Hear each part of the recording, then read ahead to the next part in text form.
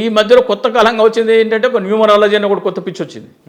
Numerology సంఖ్యాశాస్త్రం అంటే దాన్ని నీ పేరులో ఏ అక్షరాలు ఉండాలా, నీ పేరులో నువ్వు ఏ డేట్లో పుట్టినవో ఆ డేట్కి నీ దీనికి మ్యాచ్ చేసి నేను ఒక నంబర్ చెప్తాను, నీ పేరు ఇట్లా ఉండాలా, నీ ఫోన్ నెంబర్ ఇట్లా ఉండాలా అని చెప్తున్నారు.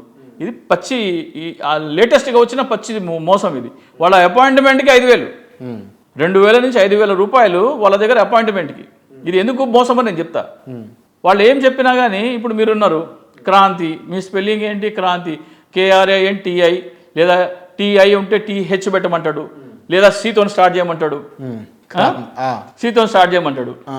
ఇవన్నీ ఇంగ్లీష్ అక్షరాలతోనే సాధ్యం. తెలుగులో మళ్ళీ ఉండదు. తెలుగు క్రాంతి అంటే క్రాంతి అట్లనే రాయాలా, వేరే రాయనికి లేదు.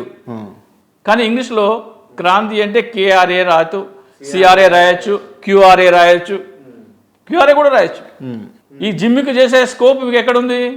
ఇంగ్లీష్లోనే ఉంది. అండ్ అక్షరాలు ఎన్ని? 26. A అంటే 1, B అంటే 2, C అంటే 3 అని వాళ్ళు చెప్తున్నారు. ఏ అంటే ఏ ఫస్ట్ స్థానంలో ఎవడు పెట్టినాడు? ఎవడు చెప్పినాడు? ఎట్లా వచ్చింది ఏ ఫస్ట్? ఏ అంటే 1 అని ఎందుకు వచ్చింది? అసలు J అనే అక్షరము 1000 సంవత్సరాల క్రితం లేదు. జీసస్ బదులు J అనేది యా లాగా బలుపుతారు వాళ్ళు. యెహోవా అంటారు, అందుకే యేసు అంటారు. జీసస్ అనేది J అనే అక్షరం తర్వాత వచ్చింది. ఇంగ్లీష్ ఆల్ఫాబెట్స్లో లాస్ట్ వచ్చిన అక్షరము J అనే అక్షరము. J అనే అక్షరం ఎప్పుడు వచ్చింది? బైబిల్ వచ్చిన తర్వాత వచ్చింది. బైబిల్ వచ్చిన తర్వాత ఈ A అనే అక్షరం మొదటి స్థానంలో ఉండాలి, B అనే అక్షరం 2వ స్థానంలో ఉండాలి, C అనేది 3వ స్థానంలో ఎందుకు వచ్చింది?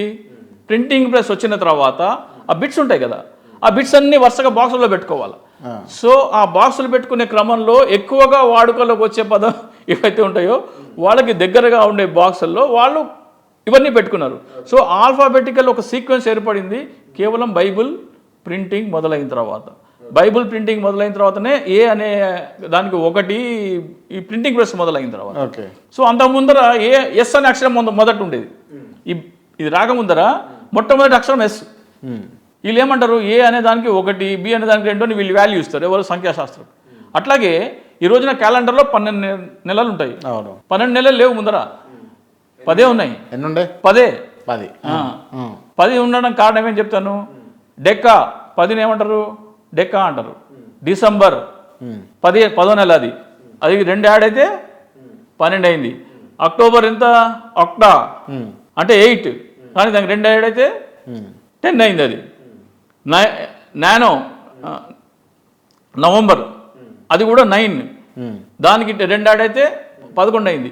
ఈ 2 నెలల నుంచి మొదట ఉన్నాయి 330 రోజులే. ముందు 300 రోజులు, తర్వాత 330 రోజులు, తర్వాత 365 రోజులు. ఈ క్యాలెండర్ కూడా ఈ మధ్య 1000 సంవత్సరాల క్రితం ఈ ఆకారం తీసుకుందే తప్ప ముందు నుంచి ఇట్లా లేదు. సో ఈ సంఖ్యాశాస్త్రులు ఏం చెప్తారు? మాది 5,000 సంవత్సరాల క్రితం సైన్స్ అని చెప్తారు. 5,000 క్రితం సైన్స్లో ఈ ఇంగ్లీష్లో J అనే అక్షరమే లేదు కదా, మీ క్యాలెండర్లో 12 నెలలే లేవు కదా. ఇప్పుడు సంఖ్యాశాస్త్రం పనిచేయదా? ఈ పని బేస్ట్.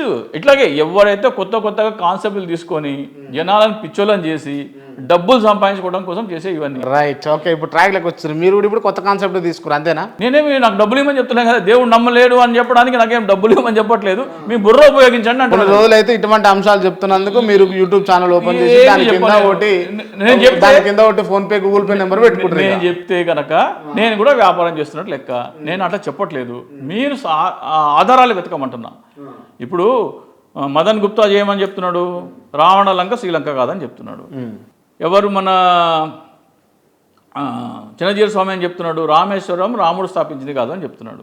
మనం అందరం ఏమనుకుంటున్నాము? రాముడు శ్రీలంకలోకి పోయిండు, శ్రీలంకలో ఇదిగో రాముడు. వాళ్ళెంత శ్రీలంక ఎంత తెలివిగా ఏం చేసింది తెలుసా?